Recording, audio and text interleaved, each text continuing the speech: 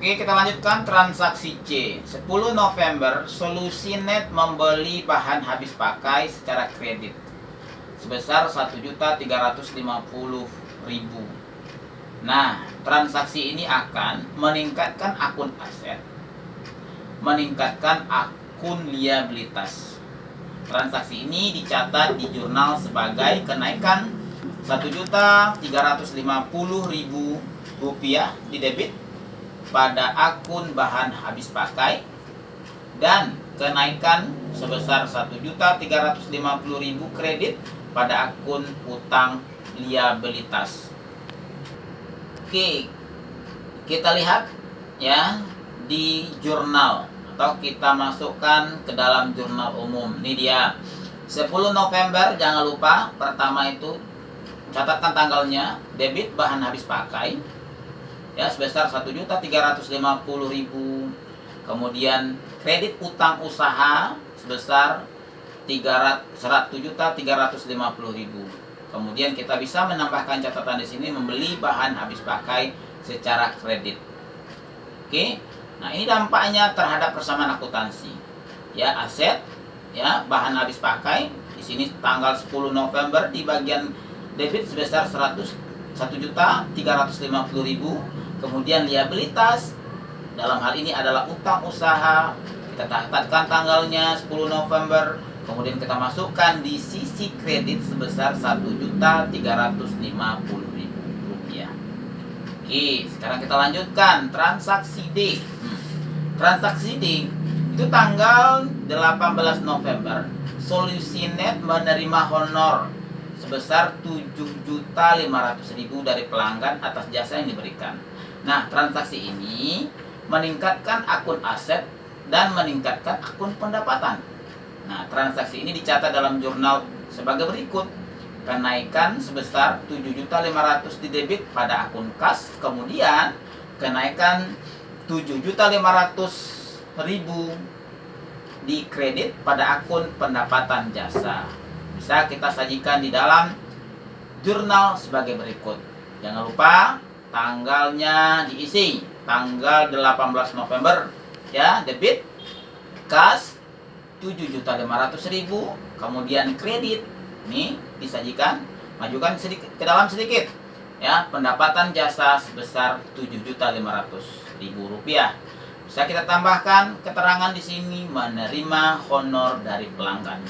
Kemudian kita lihat apa dampaknya terhadap persamaan akuntansi. Nah, aset kas tentu tanggal 18 November ya 7.500.000. Oke, terjadi kenaikan berarti di situ. Kemudian ekuitas pemilik dalam hal ini adalah pendapatan jasa ya 18 November di kredit sebesar 7.500.000. Nah, ini untuk transaksi E. 30 November telah muncul beberapa beban untuk Solusinet ya seperti berikut. Ada beban upah 2.125.000, kemudian sewa 800.000, kemudian utilitas listrik, air dan telepon 450.000 rupiah, dan beban lain-lain sebesar 275.000. Oke, kita lakukan analisis ya. Transaksi ini akan meningkatkan beban atau meningkatkan berbagai beban. Nah, kemudian menurunkan akun aset, dalam hal ini adalah kas. Sehingga transaksi ini akan dicatat di dalam jurnal sebagai berikut. Meningkatkan debit untuk akun-akun beban. Ya, di situ ada beban upah, ya kan?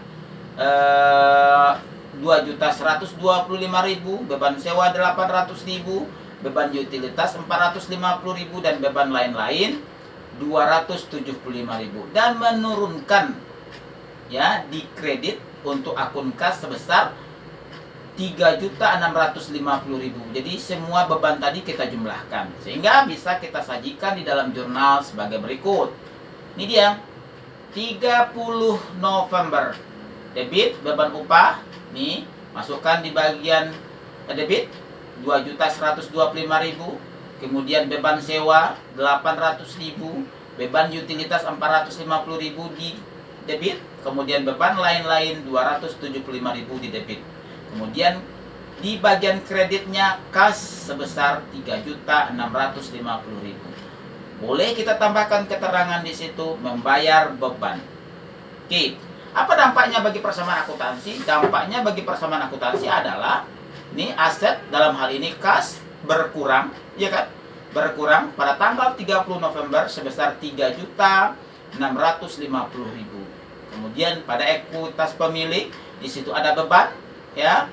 Beban ada beban upah pada tanggal 30 November itu, ya. 2.125.000 di debit. Kemudian beban sewa 30 November 800.000 di debit. Kemudian beban utilitas 30 November 450.000 di debit. Kemudian beban lain-lain pada tanggal 30 November 275.000 rupiah. Jadi harus dirinci, dipisahkan satu-satu, tidak bisa digabung dia. Oke, kita lanjutkan transaksi F.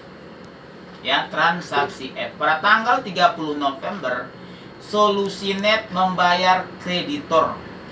Ya, membayar kreditor sebesar 950.000 rupiah. Nah, transaksi ini itu akan menurunkan akun liabilitas, ya, akan menurunkan akun liabilitas, kemudian menurunkan akun aset. Sehingga transaksi ini akan dicatat, ya, sebagai menurunkan utang usaha di debit sebesar 950.000 rupiah dan menurunkan kas di kredit sebesar 950 rupiah. 950.000 rupiah. Kita bisa masukkan ke dalam jurnal ini. Jangan lupa catatkan tanggal, masukkan pada kolom tanggal ini. 30 November debit utang usaha 950.000, masukkan ke bagian debitnya. Kemudian kas dimajukan ke depan, menulisnya sedikit. Nah, kemudian dimasukkan jumlahnya ke bagian kredit sebesar 950.000 rupiah. Kemudian boleh kita kasih keterangan membayar kreditur. Nah, ini dampaknya terhadap persamaan akuntansi kita. Ya, aset dalam hal ini adalah kas pada tanggal 30 November itu berkurang, ya, di kredit 950.000. Kemudian liabilitas juga berkurang, ya. Pada tanggal 30 November kita catatkan dia 950.000 di debit. Oke, itu transaksi untuk F, ya. Sekarang kita lanjutkan transaksi G. Ya, transaksi G. Pada tanggal 30 November, oke ya, kita lanjutkan transaksi G. Tanggal 30 November, Solusinet itu mencatat jumlah bahan habis pakai yang masih tersisa pada tanggal 30 November itu sejumlah 550.000 rupiah. Oke, maka bisa kita lakukan, ya, analisis. Solusinet itu membeli bahan habis pakai sebesar 1.350.000 kan, pada tanggal 10 November. Dengan demikian bahan habis pakai yang digunakan selama bulan November itu adalah tentu, ya, 1.350.000 rupiah dikurang 550.000 rupiah, maka akan didapatkan 800.000. Ya, 800.000. Nah, kita akan mencatat ke dalam jurnal terjadi di situ peningkatan debit sebesar 800.000 pada akun beban habis pakai. Kemudian terjadi penurunan di kredit sebesar 800.000 pada akun bahan habis pakai. Oke, kita bisa masukkan ke dalam jurnal. Nah, jangan lupa tanggalnya dicatatkan 30 November, masukkan ke kolom tanggal. Kemudian debit beban bahan habis pakai 800.000.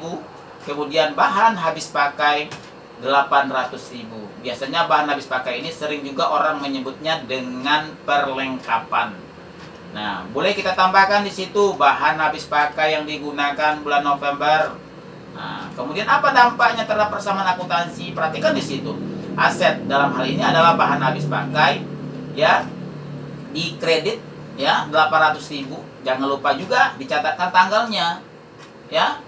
Kemudian bagian ekuitas pemilik dalam hal ini adalah beban, tuh beban habis pakai di debit sebesar 800.000. Dan jangan juga lupa tanggalnya juga dicatatkan. Jadi pertama itu sebenarnya adalah tanggalnya catatkan terlebih dahulu, baru nominalnya. Oke. Nah, ini transaksi H, ya. Pada tanggal 30 November, Cinta Cita itu menarik uang tunai sebesar 2 juta rupiah dari Solusinet untuk keperluan pribadinya. Nah, transaksi ini, ya, itu akan menurunkan aset dan ekuitas pemilik. Nah, sehingga nanti bisa kita catatkan di dalam jurnal peningkatan itu di debit prepay Cinta Cita sebesar 2 juta dan penurunan di kredit itu atas kas sebesar 2 juta rupiah. Perhatikan baik-baik di sini. Oke. Nah, ya, kita masukkan ke dalam jurnal. Nih, ya, kalau dia sudah masuk halaman jurnal halaman kedua, ya kita ganti halamannya 1 tadi menjadi halaman 2. Ya kan? Nah, ditambahkan. Nanti kalau sudah halaman 3 beri lagi di halaman 3. Ini nanti berguna untuk pemostingan. Ya, pemostingan. Oke, akan kita masukkan ke buku besar pada kolom referensi. Tapi nanti, jangan sekarang. Oke. Nah, kita masukkan 30 November, ya, prepay Cinta Cita di debit sebesar 2 juta. Kemudian kas di kredit sebesar 2 juta rupiah. Kita masukkan ke bagian kreditnya. Kemudian boleh kita kasih keterangan Cinta Cita menarik kas untuk keperluan pribadinya. Nah, ini dampaknya terhadap persamaan akuntansi.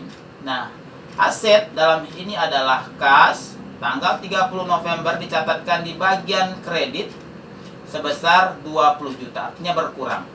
Kas dikreditkan. Kemudian ekuitas pemilik dalam hal ini adalah prepay Cinta Cita, ya, di debit, ya, pada tanggal 30 November kita catatkan 2 juta rupiah. Oke. Nah. Oke, sekarang kita lanjutkan memindah bukukan ayat jurnal ke dalam akun. Suatu transaksi pertama kali dicatat dalam sebuah jurnal secara periodik. Ayat jurnal dimasukkan ke dalam akun yang sesuai di buku besar. Proses pemindahan atau proses memindahkan debit dan kredit dari ayat jurnal, ya, ke dalam akun itu disebut dengan pemindah bukukan atau sering disebut dengan posting. Nah, berikut ada transaksi Solusinet selama bulan Desember, kita akan gunakan sebagai contoh untuk memposting dari jurnal, ya, ke buku besar. Oke. Nih, perhatikan di situ baik-baik. Ya, transaksi 1 Desember Solusinet itu membayar premi sebesar 2.400.000 rupiah untuk polis asuransi komprehensif yang melindungi terhadap liabilitas, pencurian, dan kebakaran. Masa perlindungan polis asuransi adalah 1 tahun. Nah, pembayaran beban di muka seperti premi asuransi itu disebut dengan beban dibayar di muka. Nah, beban dibayar di muka, ya, itu merupakan aset. Maka transaksi ini akan kita catat nanti di jurnal, ya, peningkatan di debit sebesar 2.400.000 rupiah dengan nama akun asuransi dibayar di muka. Kemudian penurunan di bagian kredit sebesar 2.400.000 rupiah pada akun kas, sehingga bisa kita lihat pada jurnal berikut ini. Nih, ingat, ya kan? Kolom tanggal diisi tanggalnya, deskripsi diisi transaksinya. Nah, kemudian dimasukkan Nah, oke. Nah, saya perhatikan baik-baik di situ. Tanggal 1 Desember. Debit asuransi dibayar di muka sebesar Rp2.400.000. Oke. Kemudian debit itu debit, kemudian kas sebesar, ya, kas di kredit ini dimajukan ke depan mencatatnya sebesar Rp2.400.000. Boleh kita kasih keterangan di situ membayar premi untuk polis asuransi 1 tahun. Nah, ayat jurnal ini nanti kita akan posting ke akun pada buku besar bersangkutan. Kita posting satu-satu terlebih dahulu. Ini, ya, kita posting satu-satu. Ini kita gunakan di sini bentuk akun T untuk memposting. Ya, ini sangat sederhana sekali. Sangat sederhana sekali. Karena nanti akan ada yang lebih bagus, ya, sehingga nanti kita bisa melihat mana yang debit, ya, saldonya mana yang kredit. Biasanya itu ada 2 kolom, ya. Nah, tergantung nanti bisa yang 4 kolom seperti itu atau yang bentuk yang disempurnakan. Oke, kalau di sini kita gunakan saja bentuk akun T. Kita posting di sini, ya, debit, ya, untuk aset di situ ada kas, ya, kita beri ini nomor akun atau chart of account, nomor akunnya. Di materi sebelumnya sudah kita pelajari di pertemuan ke 3, ya, pada menganalisis transaksi terkait dengan akun. Di situ ada chart of account, ada di situ number account. Kas itu kita beri nomor 11 di sini, ya, 11. Oke. Jadi oleh karena itu yang perlu diingat untuk memposting itu mesti harus ada nama akunnya apa, kemudian nomor akun. Biasanya nama akun itu disajikan di kiri atas, kalau ini di tengah karena di akun T bentuknya. Kemudian bagian kanan atas itu biasanya nomor akun. Oke. Nah, sesuai dengan transaksi tadi, kita akan memposting, ya, ke buku besar kas, di kredit, di kas, ya kan. Nomor akun kita berapa tadi? 1 Desember. Kita catatkan di kredit, ya, di kredit 1 Desember, nah, 2.400.000. Oke. Nah, setelah itu kita akan pindahkan nomor akun ini ke kolom referensi pada jurnal umum. Ini dia. Jadi dari sini kita pindahkan ke sini, dia bertanda kita sudah melakukan pepostingan ke buku besar. Nah, ingat itu, ya, langkahnya. Ini buku besarnya bentuk T, sangat sederhana sekali. Kemudian kita posting ini lagi, asuransi dibayar di muka. Kita buatkan nama akunnya asuransi dibayar di muka. Kode akunnya di sini 15, ya kan, 15. 1 itu kan menandakan aset tadi. Oke, 15. Nah, di debit sebesar 2.400.000. Jangan lupa tuliskan tanggalnya, 1 Desember 2.400.000. Ya. Nah, kemudian nomor akun ini kita tuliskan kembali di bagian kolom pos referensi di jurnal umum, di 15 kode akunnya, ya kan? Nah, bertanda kita sudah melakukan pepostingan. Jadi begitu. Oke? Berapa deh?